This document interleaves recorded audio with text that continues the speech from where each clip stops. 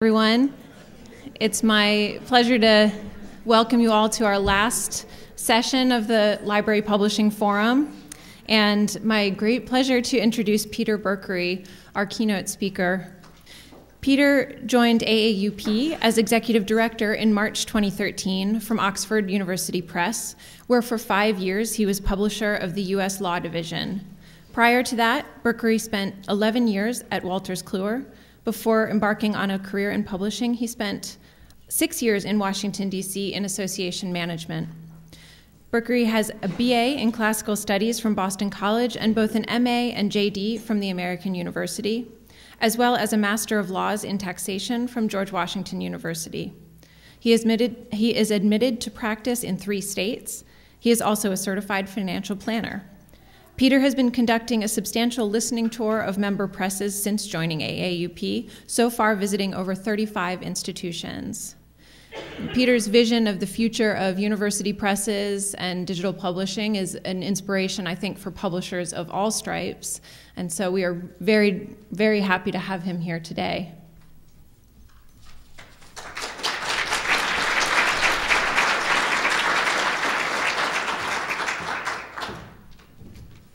Thanks. Thank you all so much. I wandered just a little bit. Let me just check. Is there anybody in the room who can't, I don't know how you answer yes to this question, but is there anybody in the room who can't hear me right now in case I get too far from the mic?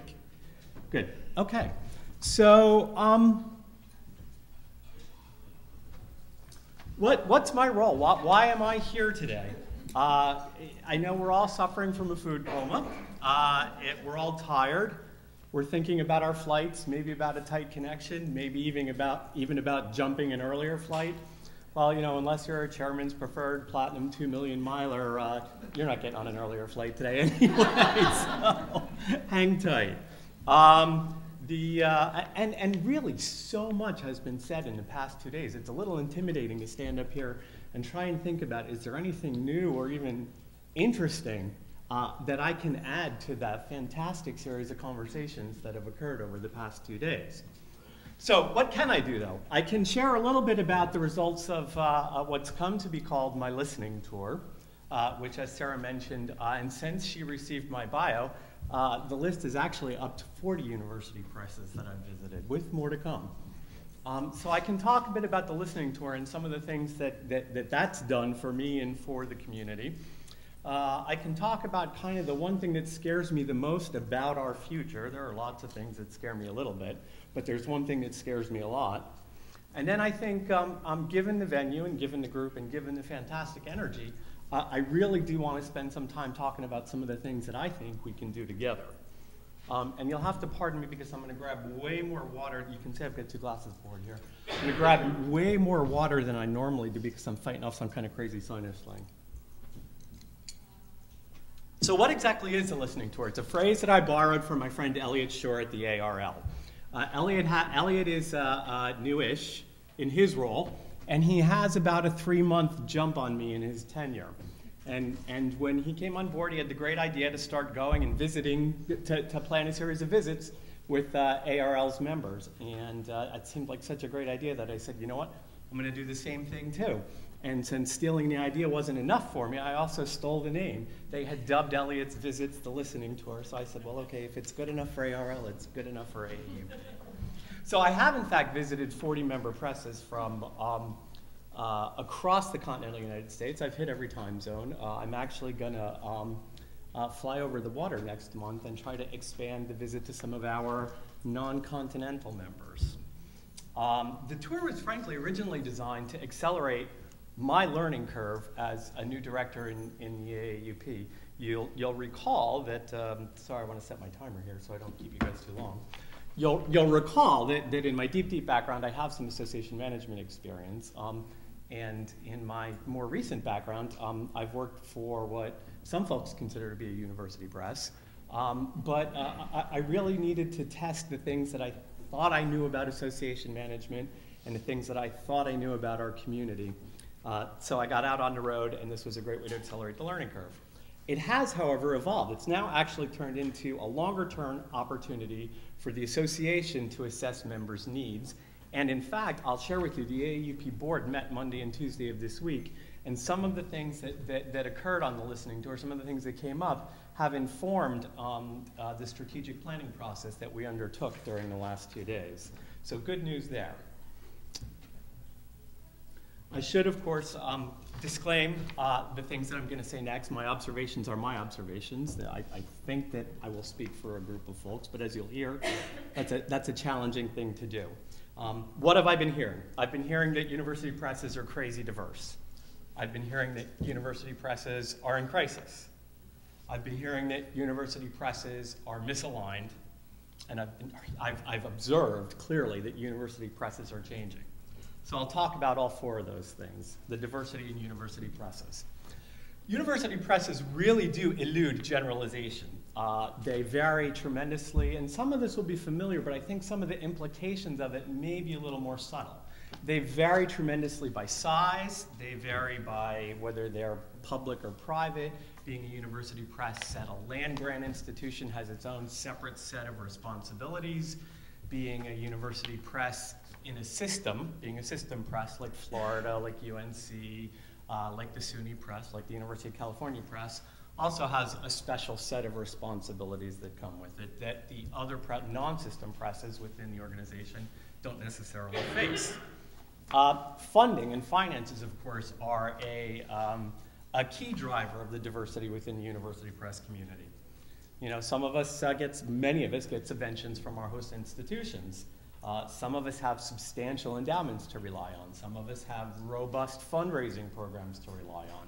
Some of us, believe it or not, and not just the big ones, some of us are actually expected to give back to our parent institution in crazy ways. There's one particular university press I have in mind here which falls into our smallest membership category, which gets a subvention of about $150,000, but because it's a faith-based institution, it's also expected to tithe back 10% of its top line. That's a challenge. It's a serious challenge. Okay. Then I think another way that we're diverse is in our publishing mix. We all publish books. Some of us publish journals. Few of us even publish textbooks. We all hope that our monographs get adopted as supplementary readings in courses, of course, but a few of us actually do have textbook publishing programs. And the mix, I think, varies too, depending on discipline and on topic. Most of our members are largely HSS publishers, but if you're a STEM publisher, the world feels a little bit different again. So, what are the lessons here? Well, there's 2 lessons. The first one, I think, is, this is very particular to my own prior experience. When I first came into the role, I thought that the biggest thing that made OUP different from other university presses is its size, right? Wouldn't you think that that's what it is? Yeah. Well, size matters, but it turns out that the biggest difference is that OUP is 4,000 miles away from its institution. And when you are on campus and you're part of an ecosystem, life is very different in lots of good and sometimes challenging ways. So the second point about this is that generalizations for a group of 135 folks, 2/3 of whom have the same 2 words in their name, university press, for a group that size, it's actually always very difficult for me to make generalizations because there's always going to be somebody standing in the back of the room who can raise her hand and say, well, you know what? It's actually not that way at my press. So there you go. That's the first sort of challenge. University presses are diverse. What's next? University presses are in crisis. University presses have been in crisis, off and on for about 50, 60 years now. The sources change with each crisis, but we do sort of, stumble from crisis to crisis. So who are the culprits this time? Well, I think the culprits are technology and the corporatization of the academy. And I'll circle back to each one. Technology, I think, is a substantial challenge for university presses in 3 ways. First of all, technology requires scale.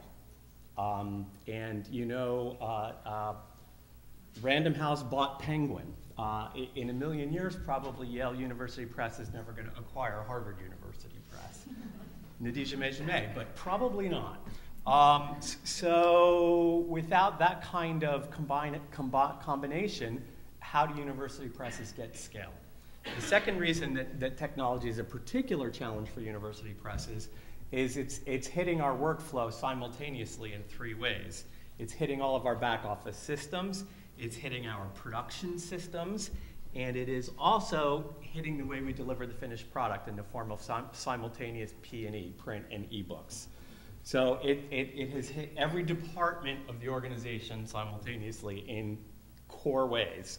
And then the most important thing, and I'll touch on this more later, so I'll just put it out there now, is technology is also about to have a very profound impact on our scholars' workflow. And for reasons that I'll talk about in a couple of minutes, that's something that, that university presses actually haven't even started to wrap their brains around too terribly much yet. Okay, so we're diverse and we're in crisis.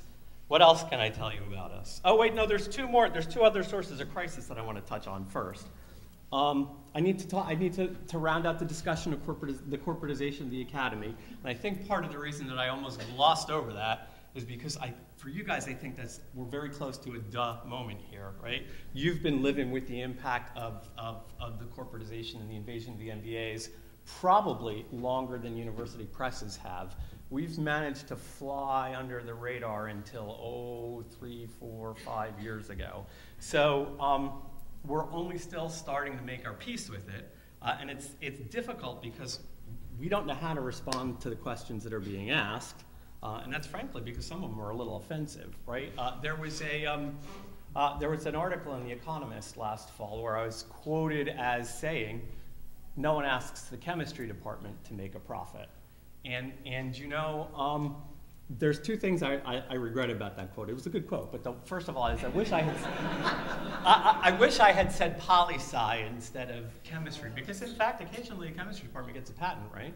So I wish I had said poli-sci, and truthfully, the really even cleverer rejoinder to that quote is yet. Right? So we all know which way the wind is blowing, and we all have to be thinking about filthy lucre in ways that perhaps, you know, we're not comfortable with. So that's the corporatization of the academy. The lower order, but still I think important crises that we're facing now that are new are peer review and tenure. And peer review is funny for university presses because, you know, we've always assumed that peer review is kind of a sacred cow. It's the one thing that we all agree on. Peer review is literally how university presses define themselves. Full membership in AAUP requires a peer review program that meets certain requirements. But simultaneously, it's also how the rest of the ecosystem defines us. So we thought that the fact that we did peer review was kind of the one non-delegable bit of university press publishing. So the a la mode attacks on our peer review function kind of baffle me in a molecular way. I've seen the software tools. They're awesome, they're great, but what they are is they're workflow management solutions. They're really not a replacement for editorial judgment. Someday, not yet. The other challenge, I think, with technology displacing discretion and judgment in peer reviews is, you know, crowdsourced anything always kind of scares me. Right? The loudest, loneliest voices tend to dominate any conversation. And for the university press folks in the room, I bet you know exactly who I have in mind right now. But the interesting thing about, ask me afterwards. The interesting thing about crowdsourced reviews, right, is I heard somebody tell a story the other day where if someone who had died 50 years ago came back today and said, how would you explain the one most significant difference between life today and life when they passed away? I have a device in my pocket that gives me instant access to the entire accumulated wisdom of mankind, and I use it to watch cat videos and fight with strangers. And you know, I'd like to think that the bar is a little bit higher on crowdsourced peer reviews. But I also think, too, that tools like SSRN, they're hugely beneficial for helping to develop a scholarly argument. But I'm concerned that we're not at a point yet where technology is able to help us make the ultimate evaluation. not to help us decide if a particular piece of scholarship fits in a continuum of scholarly communications, which is what we used to call a list in university press publishing. So I don't doubt that we'll get there, but I don't see it happening in the short term. So the whole sort of, poking at peer review, I think, is a little premature. The other thing is tenure, and university presses have, I think, a very schizophrenic relationship to the humanities and social sciences tenure process. On the one hand, we do understand our role in the process and the financial benefit that inures to us from it. On the other hand, no university press actually perceives its fundamental purpose as being a cog in the tenure machine. So we have these two tensions, and while we're wrestling with that, technology is forcing the academy to ask, frankly, really appropriate questions about what scholarship should qualify for promotion and tenure decisions. In a digital age, we're still thinking entirely about P&T in print terms, and it's wrong, right? So we generally agree that these questions need to be asked, but we're also, frankly, mindful about what the implication of them is for our print runs. So if we've been in crisis before, what's different this time? And I think two things are different. One is scope, and two is velocity.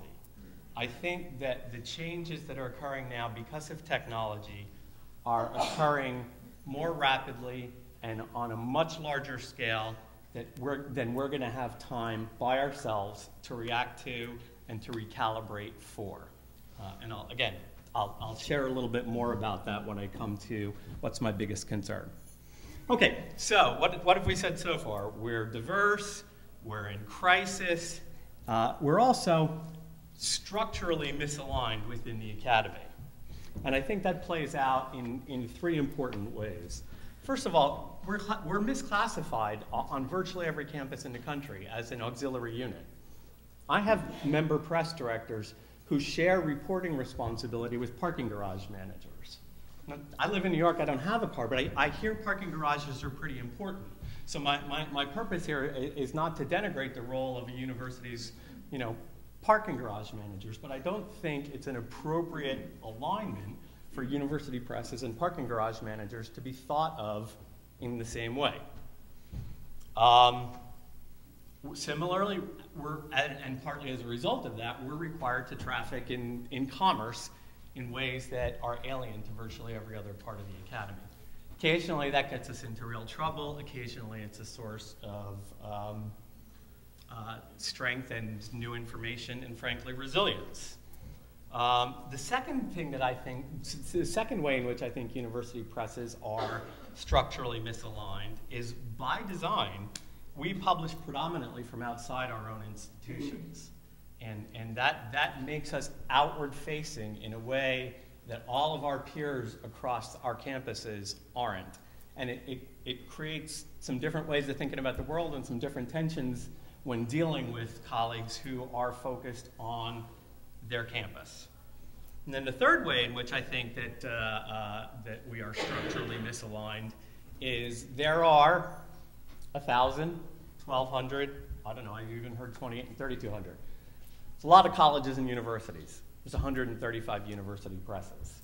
We are serving a disproportionate number of folks who don't have their own university presses, and it creates some interesting challenges for the universities and the presses that do have, universities that do have presses on their campuses. We talk about that traditionally in terms of a free rider problem. And the notion there is if you're University X and only 15% of your own scholars are being published by your university's press, and the other 85% are coming from universities that don't have any presses, those other universities that those 85% represent are contributing nothing financially to the system. It's a free rider. The free rider problem exacerbates some of the new business models that we try to experiment with, like a press that has decided, and we do have them, a press that has decided to go immediately and instantly to fully open access publishing. But it also creates some new opportunities. One of the many cool things about Knowledge Unlatched, which I think we talked a little bit about yesterday, is it tackles the free rider problem head on. So just another piece of the puzzle is the ways in which, the three ways in which we're structurally misaligned. So we're misaligned, we're in crisis, we're diverse. What's left? We're also changing. And this is really exciting, and I think I'm about to share some information that'll be a little surprising. We're experimenting with open access in ways that I think many people in this room will be surprised and pleased to hear about. We've heard about a couple of the efforts over the past 2 days: Florida's Orange Grove Press for textbooks, UVA's Rotunda. Just bear with me for about 90 seconds, and I'll share a little bit more. So we're trying, but we know particularly because we've had to live with commerce for 50, 75, in some presses cases, 125 years, we know that open access actually has to be sustainable.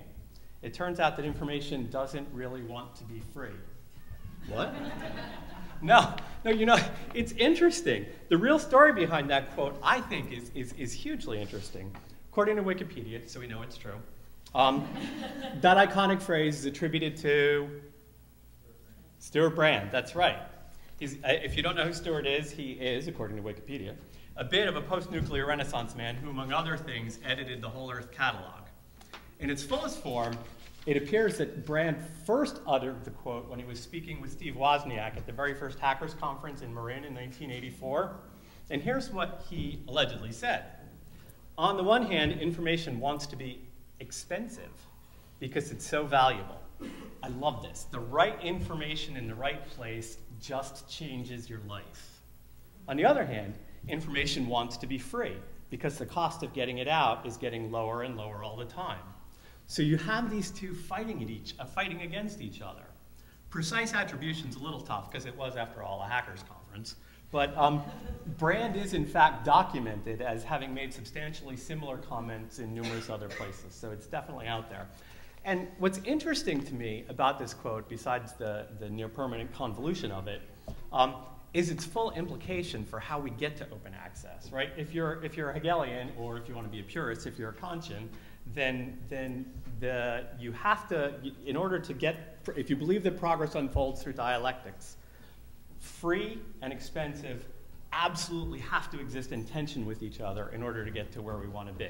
So in other words, you don't have synthesis until you have thesis and antithesis, right? So if you're not sure how you feel about Hegelian dialectics, that's okay. The logic still obtains, because in all likelihood, we won't achieve open access. And I will say that as mission-based publishers, the notion of the broadest possible dissemination of our scholarship resonates, absolutely. So if open access is the goal, we really can't get there until free and expensive fully understand each other and find ways to support each other's goals. Okay, so we're trying to figure out how to make open access sustainable. What else is changing at university presses? Well, I think you've heard a little bit over the past couple of days about some of the ways that we're experimenting with technology. Most of us have or are very close to simultaneously releasing our front lists, both in P and E, print and electronic. Many of us have converted or are converting our backlists to electronic, and in fact, many of you have been helping us do that. We're also experimenting with new formats like digital shorts and aggregation platforms like Project Muse and University Press Scholarship Online. So we're experimenting with digital content. Remember that, because there's more to the story, the technology story, than just digital content. So university presses are changing. What about AAUP? Is AAUP changing? Let me just share a few really interesting statistics with you. Our current board of directors has 13 members. 3 of them report to libraries. A 4th is the director of a fully open access press. And that 4th, by the way, is our incoming president. There's more of that kind of change afoot. I can't talk about it yet, but I think that when you hear about the next generation of board appointments, you'll see that the trend is continuing. Some of this, I think, is a generational shift. Currently, there are 11 of the 135 university presses with open directorships. In addition to that, over the past 2 years, 18 other presses have appointed new directors. That's 29 out of 139 presses, and sometimes these appointments take a while, so we'll say over a 3-year period. I also can say from my 40 visits that the next tier of press management is young, energetic, open to new thinking, and utterly motivated by the mission. So all of that is really, really exciting. We definitely are changing. Before I leave the generational shift, I should talk about just a couple of things, because it's important to put it in context. And I have here on my notes, be candid, but remember that the tape is running. So, the generational shift, it does herald a philosophical shift as well. But there's a couple of important things to remember about that. First of all, because of our diversity, university presses won't all shift at the same time, and frankly, we won't all shift in the same way. And before we diss the old philosophy, we do really have to understand where it came from and honor the service that it's provided to the academy in prior decades. And finally, let's remember one other really important thing. Those 3 misalignments that I highlighted, the structural misalignment, the external focus, and whatever the third one was, they're not retiring, right? They're still going to be with us, and they're going to create challenges and stresses for the new generation of press directors, including some of the bold and reckless individuals you've met here over the past 2 days. So that's the past and the present. What about the future? So I'd like to share an experience from my own early days in publishing, because I think it has a direct applicability for what I see, at least, in store for university presses somewhere down the road. And by extension, frankly, for library publishers as well. But I have to confess, based on some of the conversations that I've heard over the past 2 days, I'm kind of inclined to the opinion that I might be about to preach to the choir a little bit, so you can tell me afterwards. My career in legal publishing spanned those heady years in the 90s when we migrated our product line from print to electronic. First, believe it or not, through proprietary dial-in lines, and then after that, as soon as Al Gore invented it, via the internet. So there's 2 significant features from this experience that I think are relevant here. First of all, I'm going to speak in the language of commerce, but I bet we can translate it. First of all, the same publisher still owned the author, the content, the customers, and its central role in the process when the migration from P to E was complete. It's kind of caused no shortage of sleepless nights for me contemplating the possibility that the same centrality of all university presses may not be a given once the technology disruption and its consequences achieve critical mass in the scholarly neck of the publishing woods. Should I read that again? Did everybody get that? I'm not sure that we're still going to have the same central role when the P to E migration is completed. But wait, there's more. Second, the truly revolutionary thing about our migration was what followed it. Most customers found the initial journey painful, very painful. After it was done, the dust settled, we'd moved their cheese, and they'd adjusted. They got comfortable doing research online, and they discovered that they liked these things, and it turned out that these things could do a whole bunch of other things. So they began to push us to go further, to make our content do more for them, as did our authors. For example, in the print world, we would provide, remember we're legal publishers, we'd provide binders for an estate planner, we'd provide binders of sample forms and clauses. And initially we just migrated those binders to sample forms and clauses to electronic. And then we thought we'd get really smart and give people Word document, or back then there was lawyers and it was in the 90s, so it was WordPerfect 5.1.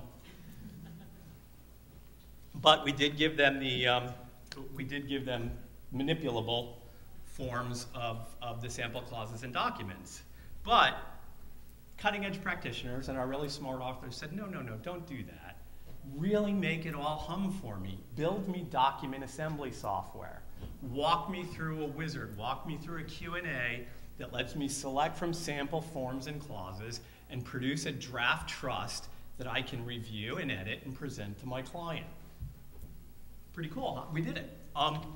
By the time I left Wolters Kluwer, we thought of ourselves as, my business anyway, we thought of ourselves as solutions providers. We barely even thought of ourselves as publishers anymore. So, what's the lesson here for university presses? Instead of focusing just on how technology is changing publishing from P to E, because we're actually getting okay at that, we really need to begin thinking about how technology is changing scholarship and how it's changing what those changes mean for the workflow of our authors, our customers, the scholars, and therefore for us. And we're only just starting to think about that. And thinking about it is really scary for the scale reasons that I pointed out earlier. Okay, so that brings me to sort of a final set of thoughts about the future, and that is, what are some of the things that we can do together? And I've thought about these kind of in 3 buckets. The first bucket is, and I actually think this is where it gets the most exciting of all. We've heard a bunch of speakers over the past 2 days talk about all the things that libraries are good at, and all of the things that university presses are good at, and vice versa. And if you happened to visit AAP's poster last night, you might have also noticed that the really smart people in those presses and in those libraries who've thought about it a lot agree that our future endeavors should complement those respective strengths. In the current environment, right, there's nothing to be gained and frankly a great deal to be lost from reinventing the wheel. So I'll approach this from the university press perspective, what we're good at and where do we struggle.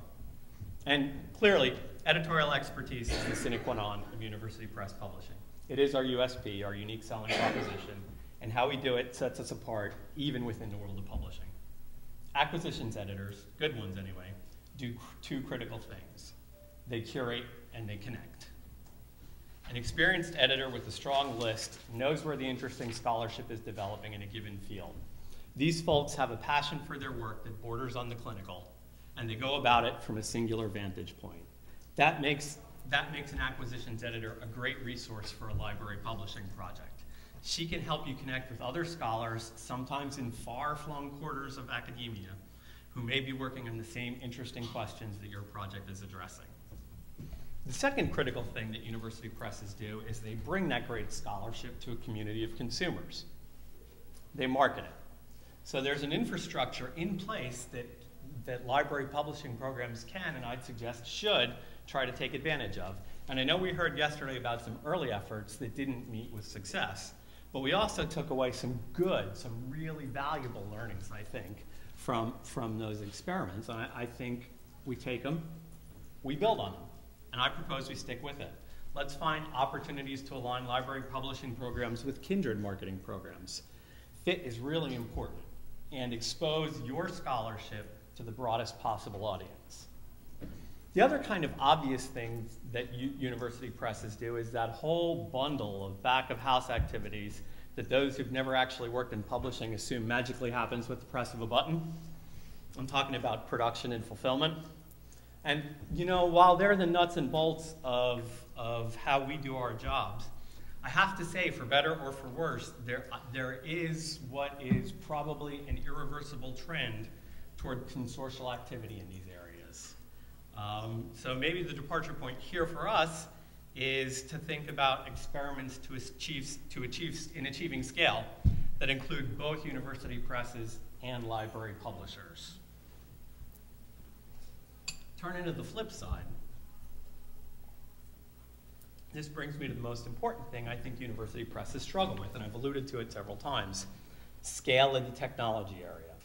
If you think back to my Grandpa Simpson life lesson about how legal publishers migrated from P to E to S being solutions, university presses are on the path from P to E, but I don't know that we have the scale to go from E to S, and on our own. But libraries might, and together we could. 2 things I've seen consistently on my listening tour where a press has been aligned with a library. Well, first off, often the press moves to nicer, more centrally located digs. But the main thing that I've noticed is that presses generally find themselves having access to a much broader and much deeper array of technology resources. So if we're all serious about publishing in support of the digital humanities, we need to build on that together. And we need to bring another party to the table too, the CTOs on all of our campuses. Okay, so job one is avoiding duplication, leveraging strengths, and building collaborations. What else can we do together? How about Cyril's call for professional development? Let's create opportunities for library publishing professionals to undertake residencies and internships at university presses. Now, this would be no small task. It requires an allocation of resources and the establishment of an infrastructure, neither of which currently exists.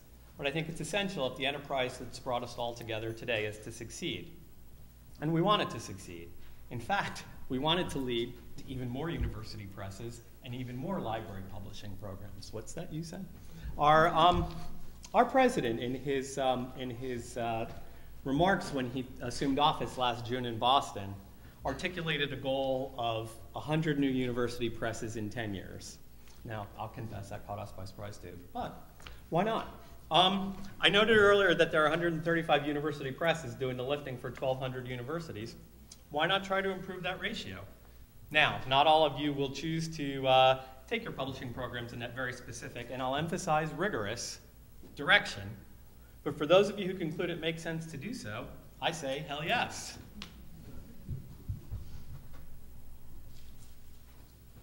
All right, so the last sort of set of observations that I want to share. There was an effort on the part of university presses in the fall of 2012 to create more of an awareness of who we are and what we do through a very focused and I'll say expensive public relations campaign. And we hired an outstanding and high-priced PR expert in the city who introduced us to a whole bunch of the right editors at the right general interest publications, The Times, Atlantic, the New York Review of Books, although we knew a lot of people there, the Wall Street Journal. I mean, you can guess the kinds of places where we were talking to people.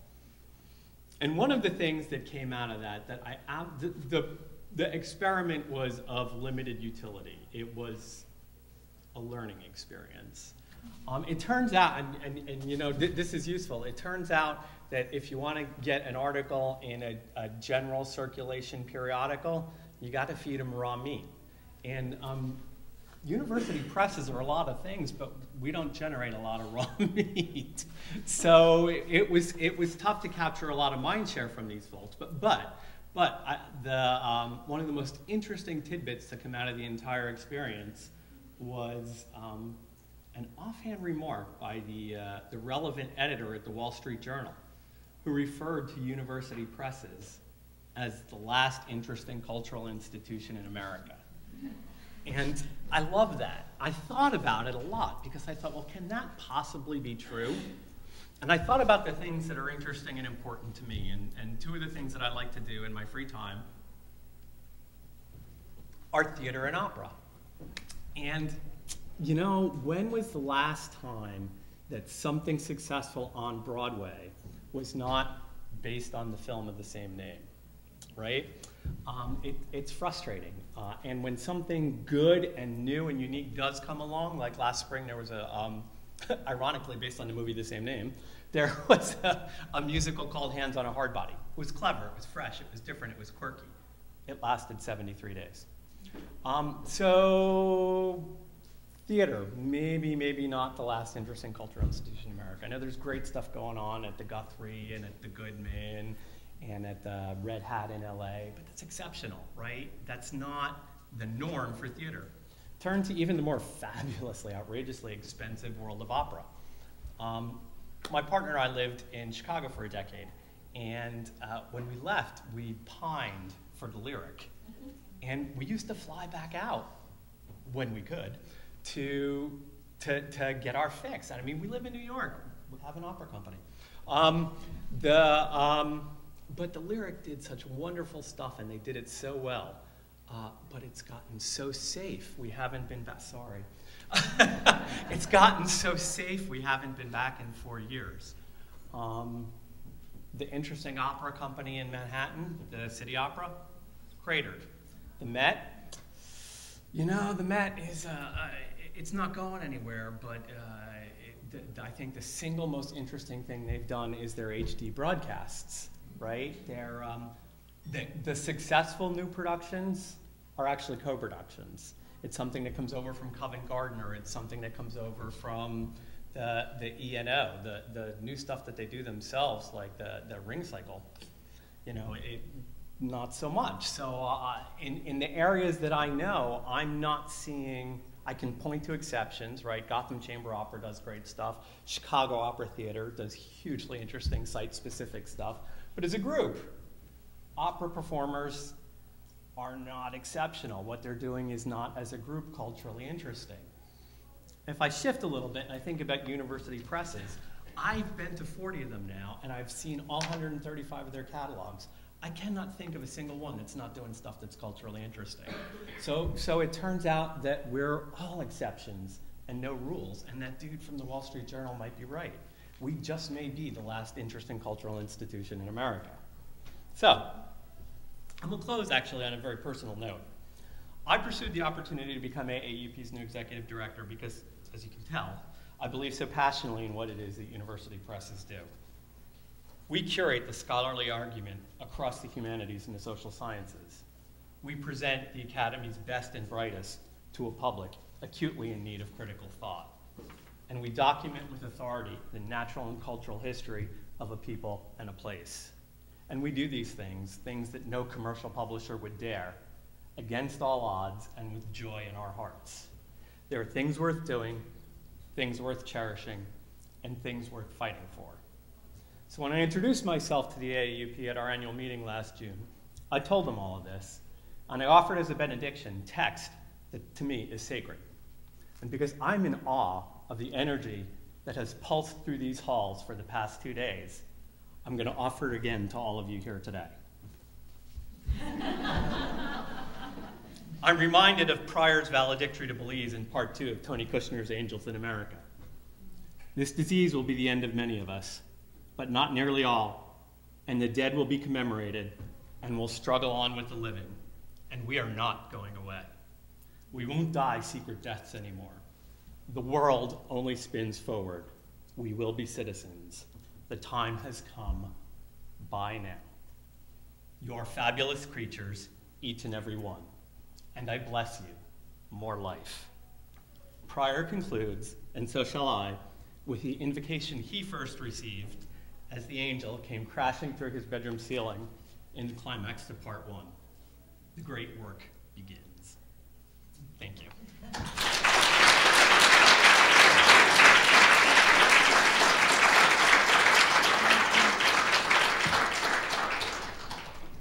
I guess we have time for questions, right? Does anybody have any questions? Anybody see any good operas lately?